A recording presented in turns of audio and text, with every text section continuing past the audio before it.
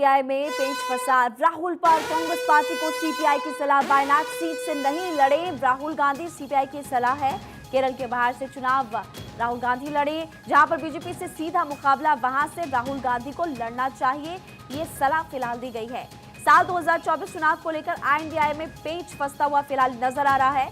इसी बीच सीपीआई की तरफ से सलाह दी गई है राहुल गांधी को, कांग्रेस पार्टी को, कि वायनाड सीट से आप चुनाव ना लड़ें, केरल के बाहर से आप चुनाव लड़ें, जहां पर भारतीय जनता पार्टी से सीधा मुकाबला है, वहां से उस सीट से आपको चुनाव लड़ना चाहिए। आईएनडीआई गठबंधन में सीट शेयरिंग को लेकर दूसरा, आपको लगातार हम बता रहे हैं कि सीट शेयरिंग के अलावा संयोजक कौन होगा, इसको लेकर फिलहाल अभी तक पेच फंसता हुआ नजर आ रहा है।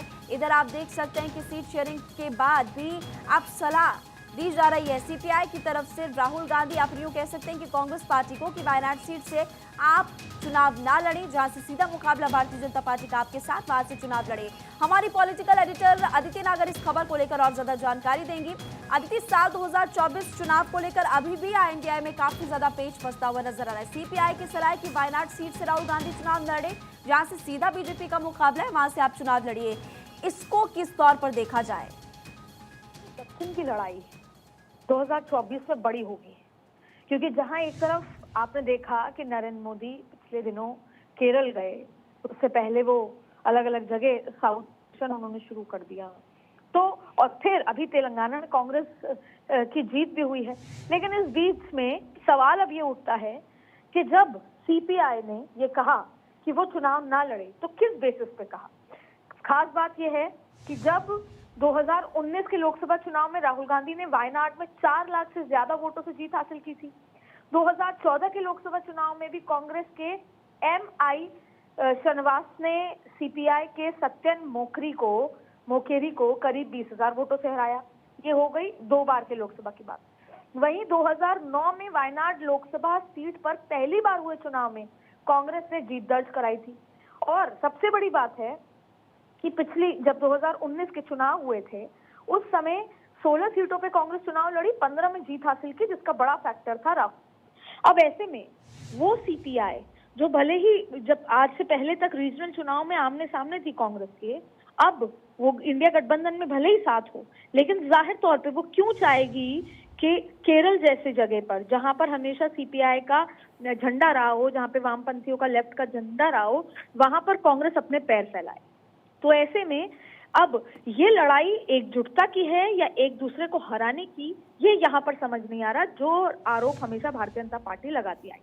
सवाल आपने किया था महिमा कि किस तरीके से राहुल गांधी की मुश्किलें बढ़ती जा रही हैं। अब उनके हाथ से अमेठी जा चुका है, वायनाड और केरल में उनका परचम लहरा रहा है, और ऐसे में अगर वहां पर गठबंधन के प्रेशर में उनको सीपीआई सीपीएम दोनों ही पार्टियां ये कह रही हैं कि आप वायनाड ही नहीं बल्कि कांग्रेस को केरल छोड़कर किसी ऐसी जगह से चुनाव लड़ना चाहिए जहां पर सीधा लड़ाई कांग्रेस और बीजेपी के आमने सामने हो, क्योंकि यहाँ पर तो त्रिकोणीय है, यहाँ पर सीपीआईएम है, यहाँ पर बीजेपी है, कांग्रेस है। तो ऐसे में जब सीट शेयरिंग का मुद्दा आएगा, तो ये तो अभी एक एग्जाम्पल है, अभी ऐसे बहुत सारे एग्जाम्पल आपको देखने को मिलेंगे जहां पर ममता बनर्जी अपनी बात रखना चाहेंगी पश्चिम बंगाल में, तो वहीं पर सपा भले ही कांग्रेस के साथ है, लेकिन उत्तर प्रदेश के चुनाव की सीट बंटवारे में वहां पर कांग्रेस के आमने सामने होगी, क्योंकि सीट बंटवारे में तमाम तरीके की बात होगी। तो अब ये जो सीट बंटवारे का एक्चुअल जो पिक्चर शुरू हो गई है, वो इंडिया गठबंधन के लिए बहुत सुखद नजर नहीं आ रही है। लेकिन फिलहाल हम बात ये कर रहे हैं कि ये जो प्रेशर बिल्डिंग है, अब सवाल ये उठता है कि राहुल गांधी अगर अड़े रहते हैं या कांग्रेस अड़ी रहती है कि वो वायनाड से लड़ेंगे, तो क्या गठबंधन टूटता हुआ नजर आएगा सीपीआई के साथ? और अगर अड़ते नहीं है तो फिर राहुल गांधी कहां से चुनाव लड़ेंगे? तो कांग्रेस के लिए फिलहाल कुआं और खाई दोनों है। हालांकि अभी दूसरी पॉलिटिकल पार्टीज हैं जो इसमें बात करेंगे इंडिया गठबंधन में, क्योंकि राहुल गांधी जिस तरह से लीडर हैं, भारत न्याय यात्रा चल रही है, उनको कोई ना कोई सेफ सीट चाहिए होगी चुनाव लड़ने की। बहुत बहुत शुक्रिया अदिति, जानकारी देने के लिए। आपने बहुत ही विस्तार से फिलहाल जानकारी दी है, और यहाँ पर आप देख सकते हैं कि फिलहाल राहुल गांधी की मुश्किलें बढ़ती